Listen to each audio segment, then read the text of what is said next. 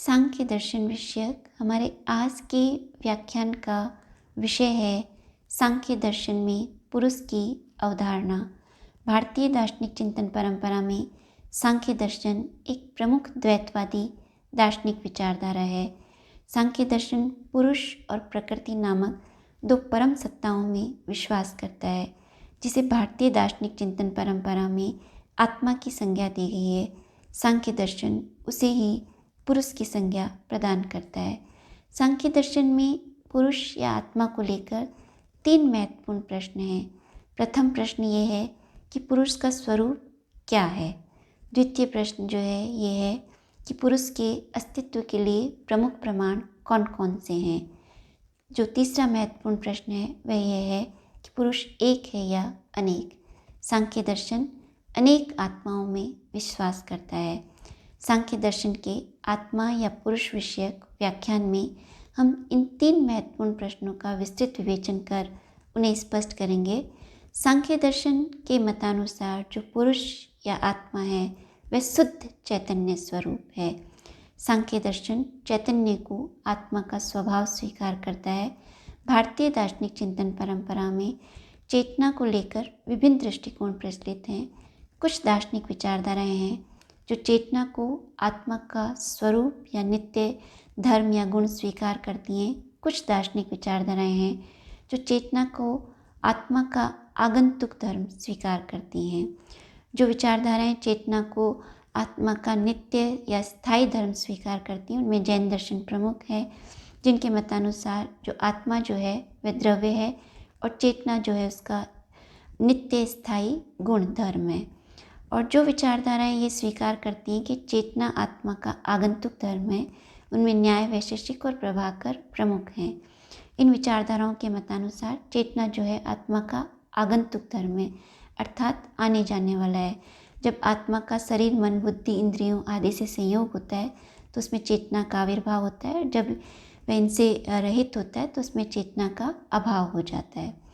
इस प्रकार सांख्य दर्शन जो है चेतना के विषय में लेकर ये सांख्य दर्शन का स्पष्ट दृष्टिकोण है कि चेतना जो है वह आत्मा का गुणधर्म नहीं है, क्योंकि सांख्य दर्शन के मतानुसार आत्मा जो है वह द्रव्य स्वरूप नहीं है जिसका चेतना कोई गुण हो। सांख्य दर्शन के मतानुसार आत्मा जो है वह शुद्ध चैतन्य स्वरूप है। जो चैतन्य स्वरूप है वही आत्मा है और जो आत्मा है वही चैतन्य स्वरूप है। इस प्रकार सांख्य दर्शन जो है आत्मा को शुद्ध चैतन्य स्वरूप स्वीकार करता है। सांख्य दर्शन के मतानुसार आत्मा जो है वह साक्षी है, दृष्टा है, उदासीन है, निष्क्रिय है, वह त्रिगुणातीत है। सांख्य दर्शन में पुरुष या आत्मा को त्रिगुणातीत कहा गया है क्योंकि वह सत्व, रजस और तमस इन तीनों गुणों से रहित है। सांख्य दर्शन पुरुष को ज्ञाता और भोक्ता तो स्वीकार करता है किंतु कर्ता स्वीकार नहीं करता। सांख्य दर्शन का मत है कि जो आत्मा है वह भोक्ता है किंतु कर्ता नहीं है। सांख्य दर्शन इस विषय में एक उदाहरण देता है कि जिस प्रकार एक राजा जो है अन्न का उत्पादन नहीं करते हुए भी उसका भोग करता है, उसी प्रकार जो पुरुष है वह कर्म नहीं करते हुए भी भोग करता है, इसलिए वह भोगता है। विभिन्न विषयों का भोग करता है इसलिए वह भोगता है। इस प्रकार सांख्य दर्शन पुरुष को ज्ञाता और भोक्ता तो स्वीकार करता है किंतु कर्ता स्वीकार नहीं करता। पुरुष ज्ञाता है क्योंकि संपूर्ण ज्ञान जो है, ज्ञान की प्रक्रिया जो है पुरुष या आत्मा के द्वारा ही संभव है। इस प्रकार सांख्य दर्शन के मतानुसार जो आत्मा का स्वरूप है वह शुद्ध चैतन्य स्वरूप है, वह साक्षी है, दृष्टा है, उदासीन है, निष्क्रिय है, त्रिगुणातीत है, वह ज्ञाता और भोक्ता तो है किंतु कर्ता नहीं है। यदि विभिन्न भारतीय दार्शनिक चिंतन परंपरा में सांख्य दर्शन के आत्म तत्व का तुलनात्मक विवेचन किया जाए तो भारतीय दार्शनिक चिंतन परंपरा में सांख्य दर्शन का जो आत्मा विषयक दृष्टिकोण है वह विभिन्न भारतीय दार्शनिक विचारधाराओं में कुछ भिन्न है। जैसे कि चार्वाक दार्शनिक विचारधारा जो है वह यद्यपि किसी शुद्ध चैतन्य या स्थायी आत्म तत्व में विश्वास नहीं करता, चेतना की सत्ता को चार्वाक दर्शन स्वीकार करते हैं और चैतन्य की व्याख्या करने के लिए वो ये कहते हैं कि जो शरीर, मन, बुद्धि या देह से युक्त जो चैतन्य है वही आत्मा है, अर्थात देह से युक्त चैतन्य को ही चार्वाक दर्शन ने आत्मा की संज्ञा दी है। और चार्वाक का ये मत जो है वह देहात्मवाद कहलाता है। जैन दर्शन जो है आत्मा के विषय में ये जैन दर्शन का स्पष्ट मत है कि आत्मा जो है वह द्रव्य है और चेतना जो है उसका स्थायी शाश्वत धर्म है। इस प्रकार जैन दर्शन जो है चेतना और आत्मा में द्रव्य गुण संबंध स्वीकार करता है। आत्मा जो द्रव्य स्वरूप है और चैतन्य जो है इसका स्थायी और शाश्वत धर्म है। बौद्ध दर्शन जो है विज्ञान जो है उस चेतना को विज्ञान की संज्ञा देता है और विज्ञानों के सतत प्रवाह को ही बौद्ध दर्शन में जो है आत्मा की संज्ञा दी गई है। यद्यपि बौद्ध दर्शन किसी शाश्वत स्थायी नित्य आत्म तत्व में विश्वास नहीं करता, किंतु जो चैतन्य की व्याख्या की गई है बौद्ध दर्शन में वह विज्ञान के माध्यम से की गई है। न्याय वैशेषिक दर्शन जो है चैतन्य को आत्मा का आगंतुक धर्म स्वीकार करते हैं, क्योंकि इन दार्शनिकों के मतानुसार यह है कि आत्मा जो है वह द्रव्य स्वरूप है और चैतन्य जो है उसका आगंतुक धर्म है। जब आत्मा का शरीर मन बुद्धि इंद्रियों आदि से संयोग होता है तो उसमें चैतन्य का उदय होता है, और जब वह इनसे रहित होती है तो उसमें चैतन्य विद्यमान नहीं होता। प्रभाकर मिश्र भी जो है चैतन्य को आत्मा का आगंतुक धर्म स्वीकार करते हैं। अद्वैत वेदांत विचारधारा जो है आत्मा को सत चित्त आनंद स्वरूप स्वीकार करती है, किंतु सांख्य दर्शन जो है आत्मा को सत और चित्त स्वरूप तो स्वीकार करते हैं, किंतु उसको वे आनंद स्वरूप स्वीकार नहीं करते, क्योंकि सांख्य दर्शन के मतानुसार जो आनंद है वह सत्वगुण का परिणाम है और जो आत्मा जो है वह सत्वगुण से रहित है, वह त्रिगुणातीत है। इस प्रकार आत्मा को सांख्य दर्शन सत्य चित्त स्वरूप तो स्वीकार करते हैं, किंतु आनंद स्वरूप स्वीकार नहीं करते। इस प्रकार भारतीय दार्शनिक चिंतन परंपरा में सांख्य दर्शन का आत्मा विषयक विचारधारा जो है विभिन्न दार्शनिक विचारधाराओं से भिन्न है। सांख्य दर्शन के मतानुसार आत्मा जो है शुद्ध चैतन्य स्वरूप है। सांख्य दर्शन में आत्मा के अस्तित्व को प्रमाणित करने के लिए सांख्य कारिकाकार ईश्वर कृष्ण ने कुछ प्रमुख तर्क प्रस्तुत किए हैं। ईश्वर कृष्ण ने अपनी सांख्य कारिका की 17वीं कारिका में ईश्वर पुरुष के अस्तित्व को प्रमाणित करने के लिए जो तर्क प्रस्तुत किए हैं वे इस प्रकार हैं। 17वीं कारिका में सांख्य कारिकाकार ईश्वर कृष्ण ये स्पष्ट करते हैं कि संघात प्रारब्धवाद त्रिगुणादि विपर्यात अधिष्ठानात् पुरुषो अस्ति भोक्त भावार्थ कैवल्यार्थ प्रवर्तेश्च। सांख्य कारिकाकार इस 17वीं कारिका के माध्यम से पुरुष के अस्तित्व को प्रमाणित करने के लिए प्रमुख 5 तर्क प्रस्तुत करते हैं, जो इस प्रकार हैं। संघात प्रारब्धवाद प्रथम तर्क जो है, द्वितीय है त्रिगुणादि विपर्यात, तृतीय जो है अधिष्ठानात्, चतुर्थ जो है भोक्त भावार्थ, और जो पंचम तर्क या 5वां तर्क जो है वह है कैवल्यार्थ प्रवर्तेश्च। इन 5 तर्कों के द्वारा सांख्य कारिकाकार ईश्वर कृष्ण जो है पुरुष के अस्तित्व को प्रमाणित करते हैं। हम इन्हें एक एक करके स्पष्ट करते हैं। प्रथम तर्क जो है आत्मा के अस्तित्व के लिए दिया गया वह दिया गया संघात प्रारब्धवाद। यहाँ जो संघात शब्द है वह उसका अभिप्राय है सावयव। सांख्य दर्शन के मतानुसार प्रकृति और प्रकृति के जो विभिन्न विकार हैं, शरीर मन बुद्धि इंद्रियां आदि जो हैं वे कैसे हैं, सावयव पदार्थ है। सावयव किसे कहते हैं, जो अवयवों से युक्त हो, अर्थात जिसके विभिन्न अंग हों उसे सावयव कहा गया है। इस संपूर्ण चराचर जगत में जितने भी पदार्थ हैं, अचेतन पदार्थ हैं, वे कैसे हैं, सावयव। और जो सावयव पदार्थ होते हैं वे परार्थ अर्थात दूसरों के लिए होते हैं, अर्थात वे दूसरों का प्रयोजन सिद्ध करते हैं। यहाँ ये प्रश्न है कि ये जो सावयव पदार्थ हैं जिसका प्रयोजन सिद्ध कर रहे हैं वह कौन सा तत्व है। जगत के जो ये सावयव पदार्थ हैं ये परार्थ हैं, अर्थात दूसरे का प्रयोजन सिद्ध करते हैं। यहाँ प्रश्न ये है कि प्रकृति और प्रकृति के विकार जिसका प्रयोजन सिद्ध करते हैं वे किसके लिए हैं, अर्थात इन पदार्थों की उपयोगिता और सार्थकता किसके लिए है। सांख्य दर्शन के मतानुसार प्रकृति और उसके विकार जिसका प्रयोजन सिद्ध करते हैं वह कोई चेतन तत्व होना चाहिए, और वह चेतन तत्व जो है हमारी आत्मा या पुरुष है। इस प्रकार संघात प्रारब्धवाद इस तर्क के माध्यम से सांख्य दर्शन में ये स्पष्ट किया गया है कि इस जगत के जितने भी पदार्थ, अचेतन पदार्थ हैं, वे सावयव हैं और सावयव पदार्थ परार्थ अर्थात दूसरों के लिए हैं और वे दूसरा जिस तत्व का ये प्रयोजन सिद्ध करते हैं वह तत्व जो है हमारी आत्मा है। इस प्रकार सांख्य दर्शन में संघात परार्थवाद तर्क के द्वारा आत्म तत्व के अस्तित्व को प्रमाणित किया गया है। सांख्य दर्शन में आत्मा के अस्तित्व के लिए जो दूसरा प्रमुख प्रमाण प्रस्तुत किया गया है वह जो है सांख्य दर्शन स्पष्ट करता है कि संघात परार्थवाद त्रिगुणादि विपर्यात कि सांख्य दर्शन के मतानुसार त्रिगुणादि विपर्यात अर्थात जो तीनों गुणों से अतीत या विपरीत हो। सांख्य दर्शन के मतानुसार इस चराचर जगत में प्रकृति और प्रकृति के जितने भी विकार हैं वे कैसे हैं? त्रिगुणात्मक अर्थात वे सत्व, रजस और तमस गुण से युक्त हैं।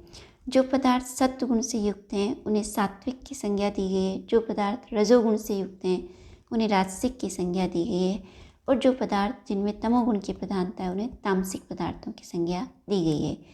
यहाँ ये स्पष्ट करना आवश्यक है, जो सात्विक पदार्थ हैं उसका अभिप्राय यह है कि उनमें सत्व गुण की प्रधानता, अन्य दो गुणों की जो है उनमें न्यूनता होती है। इसी प्रकार जो पदार्थ राजसिक हैं उनमें रजोगुण की प्रधानता है और अन्य दो गुणों की न्यूनता है। इसी प्रकार जो तामसिक पदार्थ हैं उनमें तमोगुण की प्रधानता है। जो पदार्थ सात्विक हैं वे सुखात्मक हैं, जो पदार्थ राजसिक हैं वे दुखात्मक हैं और जो पदार्थ तामसिक हैं वे उदासीन, तमो उनमें जो तामसिक पदार्थ जो हैं वे मोहात्मक हैं। अतः इन पदार्थों के विपरीत एक सांख्य दर्शन के मतानुसार जो पदार्थों में ये सत्व, रजस और तमो गुणों की जो ये अधिकता और न्यूनता है, यहाँ ये प्रश्न है कि एक ऐसा तत्व होना चाहिए जिसमें इन तीनों गुणों की पूर्णतया न्यूनता अर्थात इनके विपरीत हो, जिसमें इन तीनों गुणों का आत्यंतिक अभाव हो। सांख्य दर्शन के मतानुसार जो पुरुष या शुद्ध चैतन्य स्वरूप हमारी आत्मा है वही इन तीनों गुणों से रहित और इनसे विपरीत है। इस प्रकार त्रिगुणादि विपर्यात इस तर्क के द्वारा सांख्यकारिकाकार ये स्पष्ट करते हैं कि जो शुद्ध चैतन्य स्वरूप आत्मा है वह त्रिगुणातीत है, तीनों गुणों से विपरीत है। इस प्रकार सांख्य दर्शन में इस त्रिगुणादि विपर्यात के द्वारा पुरुष को त्रिगुणातीत सिद्ध किया गया है।